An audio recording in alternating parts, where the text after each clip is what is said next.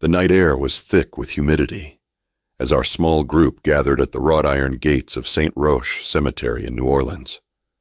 Our guide, a wiry man named Edgar, welcomed us with a grin that seemed too wide for his face. The full moon hung low in the sky, casting a ghostly glow over the tombstones. "Welcome to the graveyard tour," Edgar began, his voice a raspy whisper that carried eerily well in the still night. "Tonight, we'll walk among the spirits of the past, hear their stories, and perhaps, if we're lucky, catch a glimpse of the supernatural." I shifted uneasily, glancing at the others. There were 6 of us, a young couple holding hands, 2 middle-aged women who looked like sisters, and a teenage boy who seemed more interested in his phone than the tour. I was alone, a traveler drawn to the macabre tales of New Orleans. We stepped through the gates, and the atmosphere changed immediately. The air felt colder, the shadows darker. Edgar led us down a narrow path between the above-ground tombs, his lantern casting flickering light that danced on the marble surfaces. "New Orleans is famous for its cemeteries," Edgar said, his voice echoing off the stone walls. "The dead here are buried above ground due to the high water table, but some say the real reason is to keep the spirits closer to us." A chill ran down my spine. I pulled my jacket tighter around me, trying to shake off the feeling of being watched. We stopped at a large tomb, its entrance adorned with intricate carvings of angels and demons. "This is the tomb of Marie Laveau, the voodoo queen of New Orleans," Edgar explained.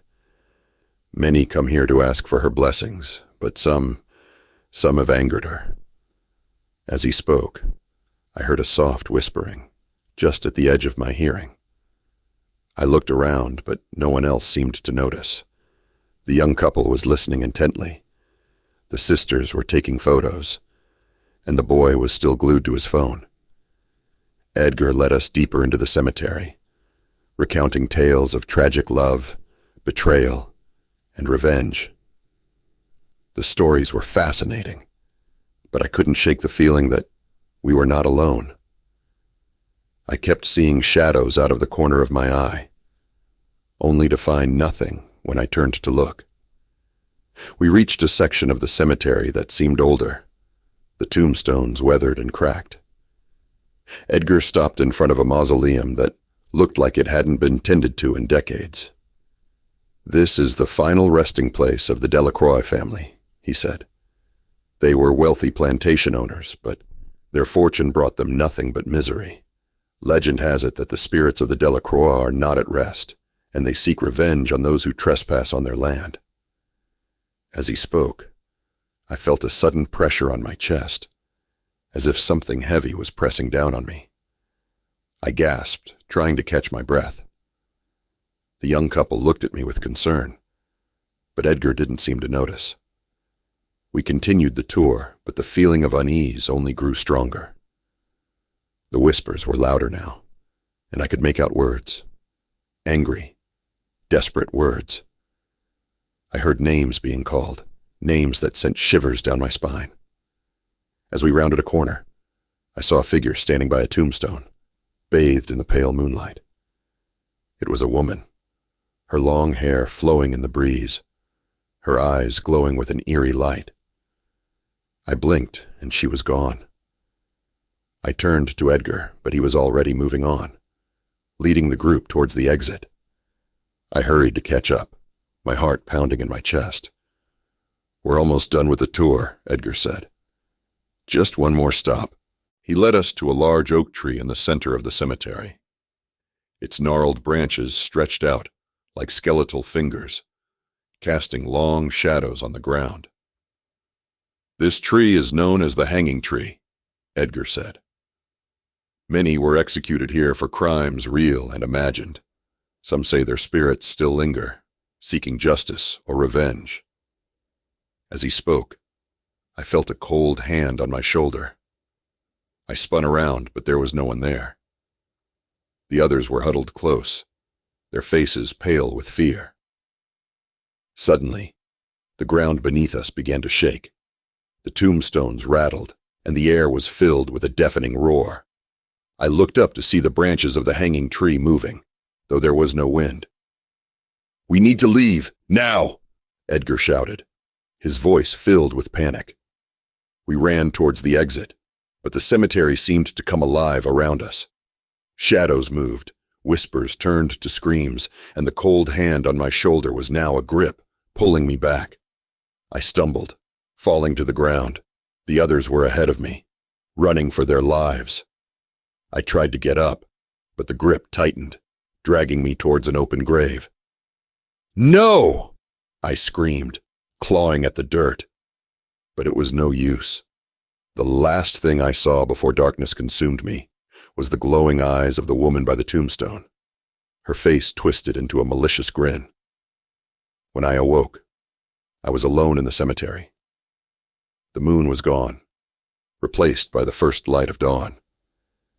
I staggered to my feet, my body aching, and made my way to the exit. As I stepped out of the gates, I saw the others waiting for me. Their faces were blank, their eyes empty. They were not the same people I had started the tour with. "We're all here now," Edgar said, his grin wider than ever. "Welcome to the graveyard tour." And then I understood. We were not tourists anymore. We were the newest residents of St. Roche Cemetery, trapped forever among the vengeful spirits of the past.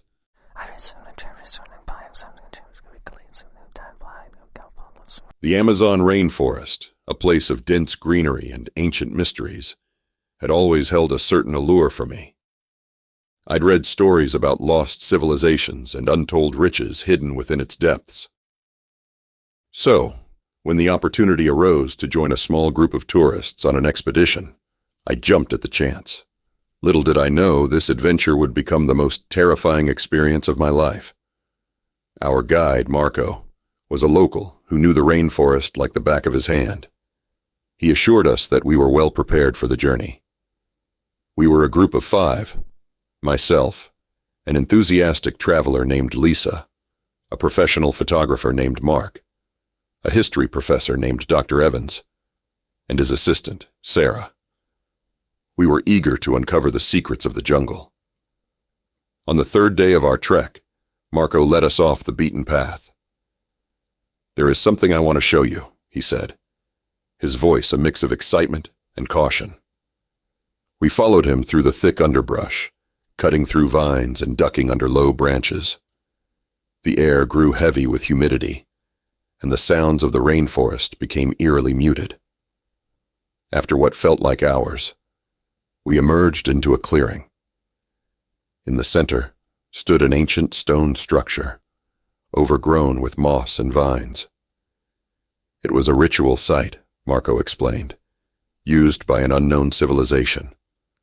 The stones were arranged in a circle, with intricate carvings that seemed to pulse with a life of their own. Dr. Evans was ecstatic, immediately setting to work documenting the carvings. "This is incredible," he muttered, eyes wide with fascination. Mark began snapping photos, capturing the eerie beauty of the site. Lisa and Sarah wandered around, examining the stones. I felt a chill run down my spine as I approached the center of the circle. There was something unsettling about this place, a feeling of being watched. The carvings seemed to shift and change when I looked away, as if alive. I reached out to touch one of the stones, and a sudden jolt of energy surged through my body. I stumbled back, my vision blurring. "Are you okay?" Lisa asked, rushing to my side.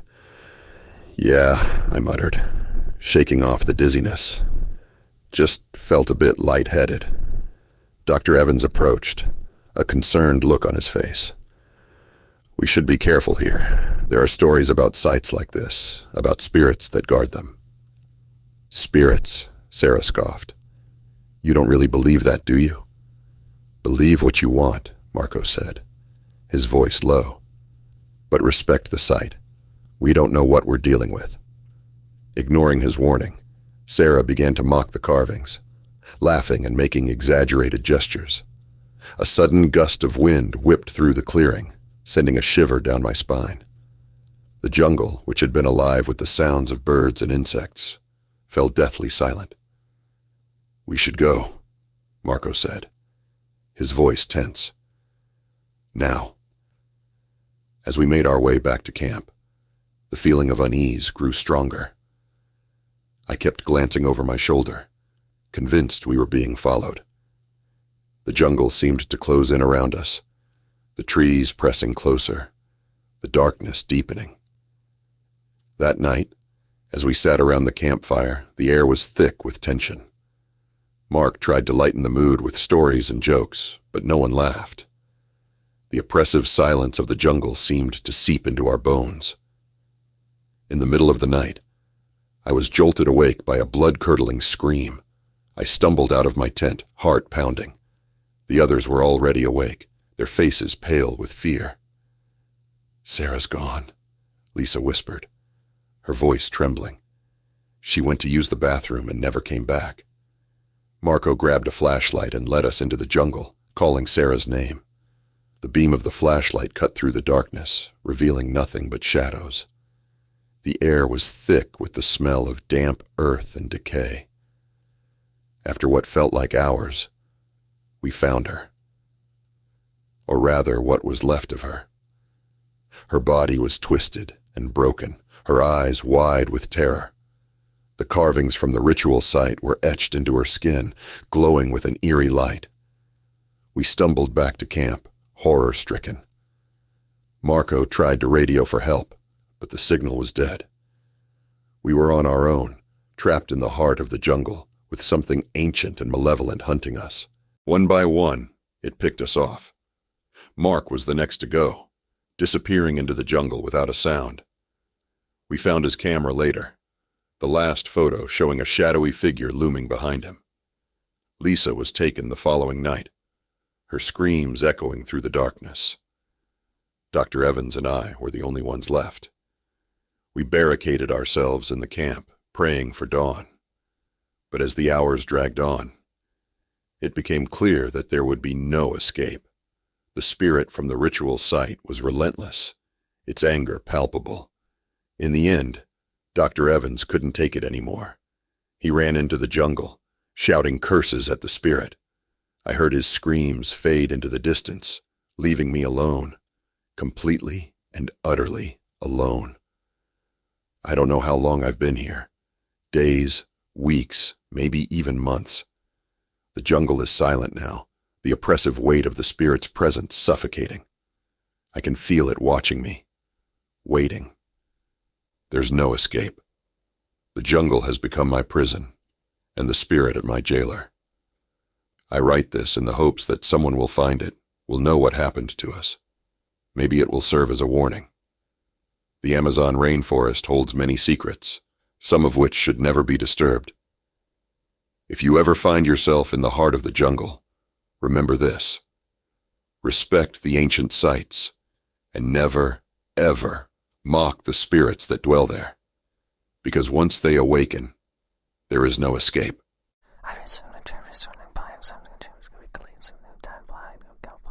The allure of the unknown had always pulled at my curiosity, driving me to places most would never dare to tread.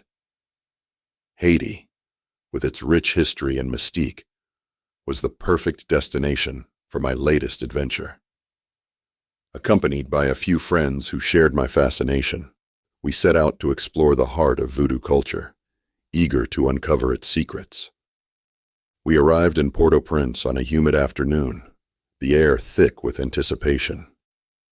Our guide, a local named John, promised to take us to a renowned voodoo shop deep within the city. The shop, he said, was run by a powerful priestess known as Mambo Isul, a woman whose reputation for wielding the dark arts was both feared and revered. The shop itself was unassuming, nestled between two dilapidated buildings. A weathered sign above the door bore the name Mambo Isul's Voodoo Emporium. As we stepped inside, A bell tinkled, announcing our presence. The interior was dimly lit, the air heavy with the scent of incense and herbs. Shelves lined the walls, filled with strange artifacts, dried animal parts, and colorful powders.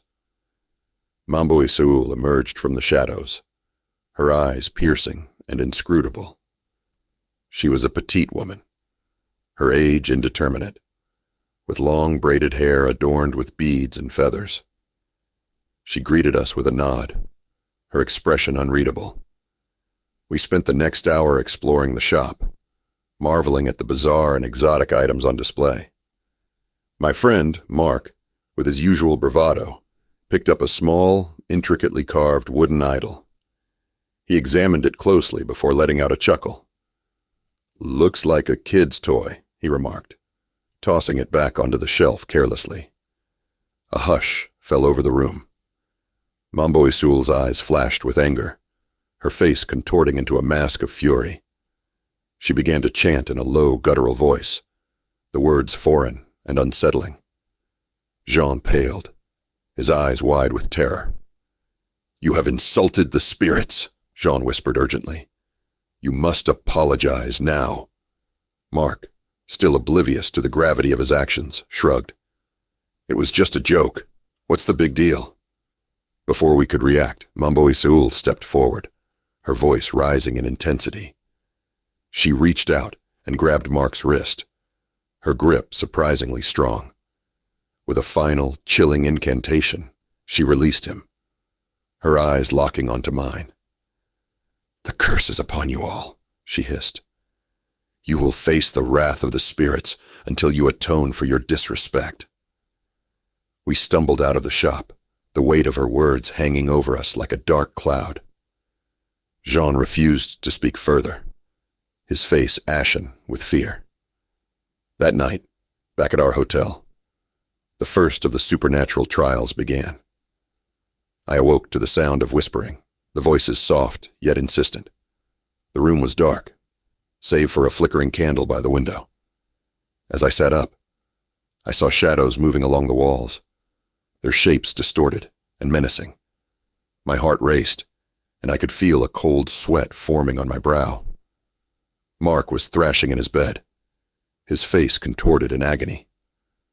"Help me," he gasped, his voice barely audible. I rushed to his side, but as soon as I touched him, he let out a blood-curdling scream. His skin was burning hot, as if he were on fire. We called for a doctor, but the man who arrived could do nothing to ease Mark's pain. "It's as if he's possessed," he muttered, shaking his head. "I've never seen anything like it."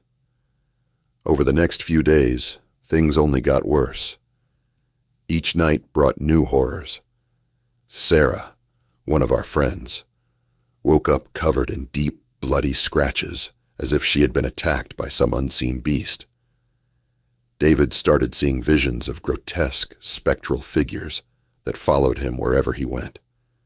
As for me, I was plagued by nightmares so vivid and terrifying that I could no longer distinguish them from reality. Desperate, we sought out Mambo Isaul, hoping to beg for her forgiveness and lift the curse. But when we returned to her shop, it was abandoned. The door hanging ajar, the interior in shambles. Jean had disappeared as well, leaving us with no one to turn to for help. With no other options, we decided to delve deeper into the world of voodoo, seeking out anyone who might have the knowledge to break the curse.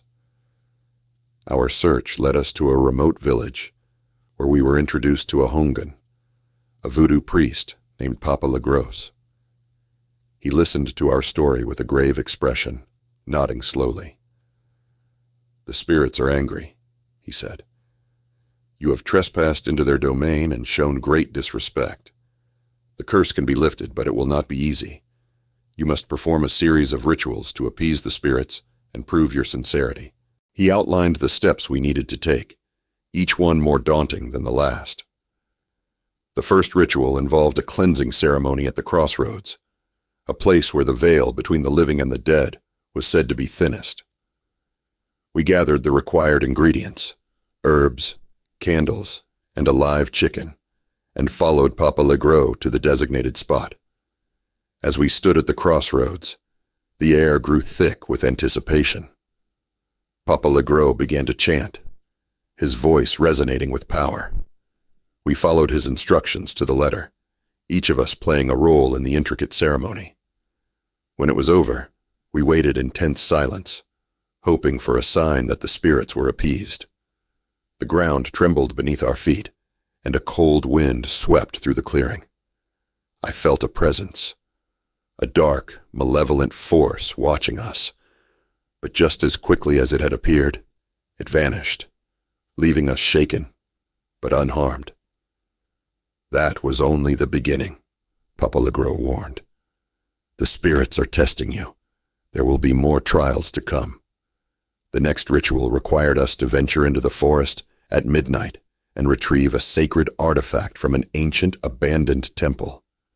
The journey was fraught with danger, the darkness alive with eerie sounds and unseen threats.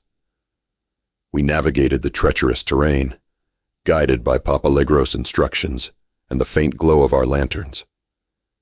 Inside the temple, we encountered a series of traps and puzzles, each more perilous than the last. It felt as though the very walls were closing in on us, the air heavy with the weight of centuries-old curses. But we pressed on, determined to lift the curse and escape the torment that had consumed our lives. At the heart of the temple, we found the artifact, a small, intricately carved amulet said to hold great power. As I reached out to take it, I felt a surge of energy, a connection to the spirits that both terrified and exhilarated me. We left the temple, the amulet in hand, and returned to Papa Legros. The final ritual, he said, requires a sacrifice. One of you must offer something of great personal value to the spirits. Only then will they be satisfied. We looked at each other, the gravity of his words sinking in. Mark, who had been suffering the most, stepped forward. "I'll do it," he said, his voice steady. "It's my fault we're in this mess. I'll make the sacrifice." He retrieved a locket from around his neck, a keepsake from his late mother. It was his most cherished possession, a symbol of his connection to her. With trembling hands, he placed it on the altar Papa Legros had prepared. The ritual began, Papa Legros chanting as we watched in silence. The air grew thick with tension, the spirit's presence palpable. As the final words of the incantation echoed through the clearing, a blinding light engulfed us. When the light faded, we found ourselves back at the hotel, the familiar surroundings a stark contrast to the otherworldly experiences we had endured. The curse had been lifted, the supernatural trials finally over. But the memory of those harrowing days would stay with us forever, a reminder of the power and mystery of the voodoo spirits. We left Hades soon after, forever changed by our ordeal. The experience had bonded us in ways we could never have imagined, but it had also left us with a deep respect for the forces we had encountered. Mark, though still haunted by his actions, found solace in knowing he had made amends. As for me, I returned home with a newfound appreciation for the unknown. The curse may have been lifted, but the shadows of that fateful trip lingered, a constant reminder of the darkness that lies just beyond the veil of our understanding. And though the spirits had granted us mercy, I knew better than to ever tempt fate again. For in the heart of Hades, the spirits watch and wait, ever vigilant, ready to exact their vengeance on those who dare to disrespect their ancient ways.